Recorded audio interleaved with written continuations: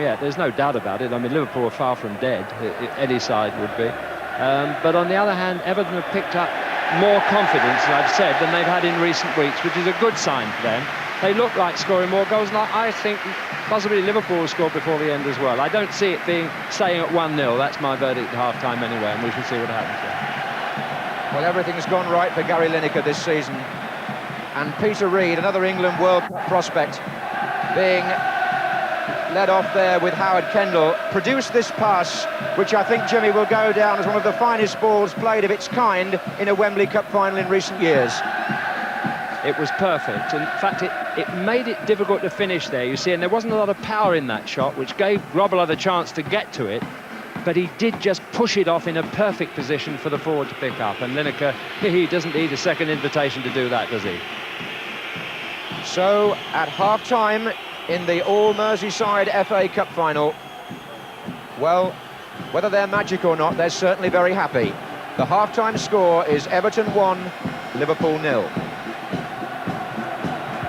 Jimmy, and thank you, John. Yes, the double in jeopardy for the moment, and we'll be having the views of our esteemed panel on that first half in just a moment or two. But first, let's catch up with what's been going on north of the border, the Scottish Cup final, Aberdeen against Hearts. Archie Macpherson is commentating. Hewitt comes in. McDougall goes to the left. John Hewitt will try the shot on. He does, and he scored! Brilliantly!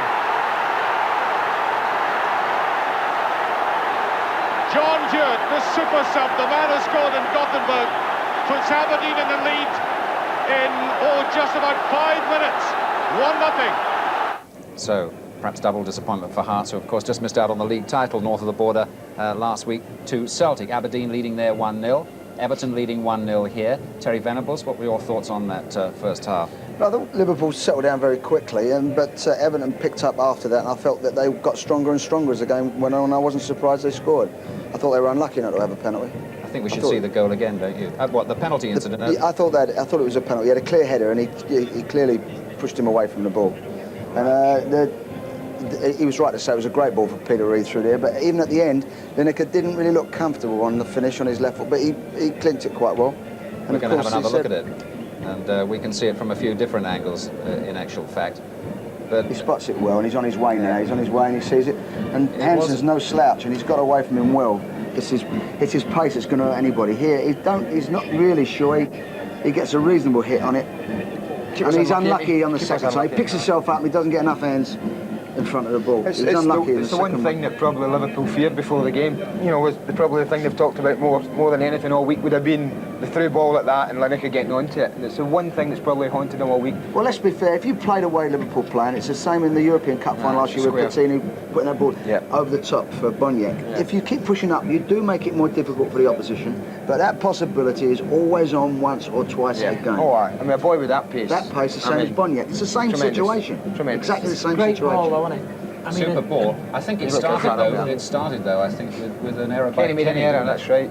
See, once he goes off behind the other three defenders, there's no chance of cover at any stage. No. You were saying earlier, it's the type of goal you wouldn't see abroad very often. No, the sweeper would have said you'd have better hit it out wider than to come back in again. Yeah. The sweeper would have just picked it off. Doesn't pick up anybody else, just sits in behind people. I was a bit worried early on this. Well, you know, as Terry was saying, Everton started terribly. Started awful. First quarter an hour, they never kicked the penalty incident seemed to turn for them. All of a sudden, after that, they seemed to get a grip on the game, and they, as Terry said, they've got stronger and stronger. And they certainly looked good the last 10 minutes. In a moment or two. But do you think you can never write Liverpool off, and everybody's been saying that, but... I tell you what, I feel that McDonald's picked out 3 or 4 really good runs. His timing's good. He just short on the pace, and his first control let him down twice within a minute, getting through well. Rush to me looks very sharp, and Kenny looks a bit behind him. He looks as if he's not quite giving Rush the support he needs and even deserves, because he still looks sharp, and he's the one that's going to do it. But they've got to get red shirts around him a bit quicker, otherwise he's going to be isolated the whole game. He had that super chance, didn't he, when Ratcliffe more or less saved the day? Well, he blocked it. He did well for himself, and the other fellow did well as well. They both did well on it. Let's have a look at that penalty incident that you were referring to, which happened fairly early in the game. View from behind here. If we get, we should. 19 minutes, I think it. Have a look at the this now. second guy comes in. He's coming I think across it's the back Nicol of him. involved. He gets lost, Nicol. Yeah, Nicol gets totally lost. He's gone the wrong side, and he don't know where he How is. the referee can't give a penalty for that. You can't see a lot of the incident there, but as soon as it's happened here, we've all turned around and said, "Oh, penalty," because he's got wrong side. He's got goal side of him. The next second he's down. You know, and Nicol has had a nip at him. Right? You think it should have been a penalty? It certainly looks one from here, but you can't see much on the tally there. But it certainly looked a penalty from up here. Now, as we were saying, you can't write Liverpool off, but shall we? No. Well, I can't write Liverpool. That's let's put it, you never can. But I fancied Everton before the game, and I've seen nothing to change my mind. No, I think I was a bit worried early on from Everton's view, because they didn't start particularly well, but as Terry said, they've got stronger and stronger, and I could possibly see them extending that lead second half if they continue to play as well as they finished off. See, half-time's a murder, Des. You go in at half-time where you've done well, like Everton have done great, they'll be cock-a-hoop, they've gone in, they've bossed the last 20 minutes of the first half, they'll walk in, and you want to play forever when it's going well. You don't want half-time, so they've gone in for half-time. Now they've got to come out and pick themselves up again, which will suit Liverpool because they can come out, they'll have had a talking to, they'll have had the rest, they'll have got over the last 20 minutes of the first half, and they'll be coming out thinking, right, we're in with a shout again now. Murder half times. You don't want them to come if you're winning. You think but they're not boxing anymore. The first 20 minutes they're probing and boxing. Yeah. Now they've got a goal. There's a definite view on both sides when they come out, and I think we're going to see a good second half. All right. Thank you very much indeed. Now, just briefly, we're changing course for a moment because we've been running our usual goal of the season this year. If you entered, listen out because I'm about to announce the winner. These were the 8 goal scorers, and you had to choose the top 3 to agree with our esteemed panel of experts, 2 of them here, incidentally. Well, in third place, they picked goal C, scored by Gordon Davis for Manchester City against Watford.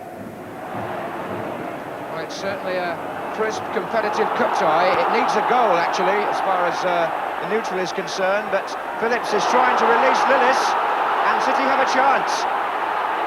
And Davis! The goal it needed has arrived, and Gordon Davis scores. In second place was goal H by Johnny Method for Nottingham Forest against West Ham. The big Dutch international gives himself a long run. Oh, and didn't he drive him well? What an amazing free kick by the Dutchman. And the winner was goal D, scored by Brian Robson for England in Israel. Robson, yes!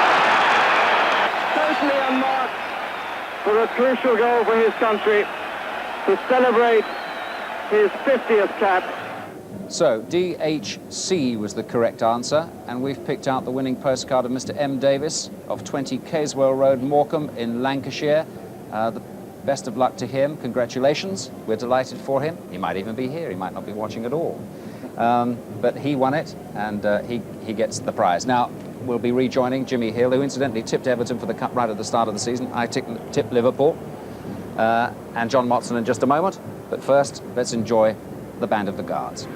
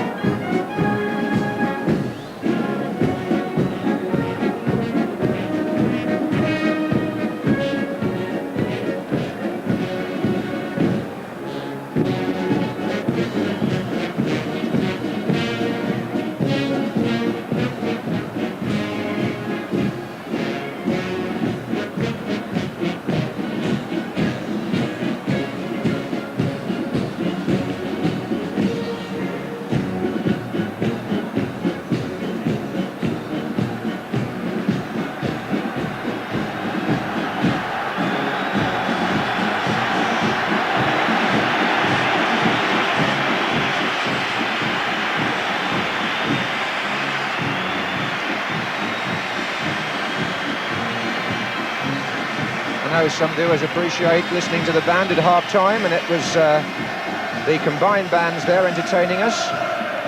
Conducting them, Major M. Lane of the Irish Guards.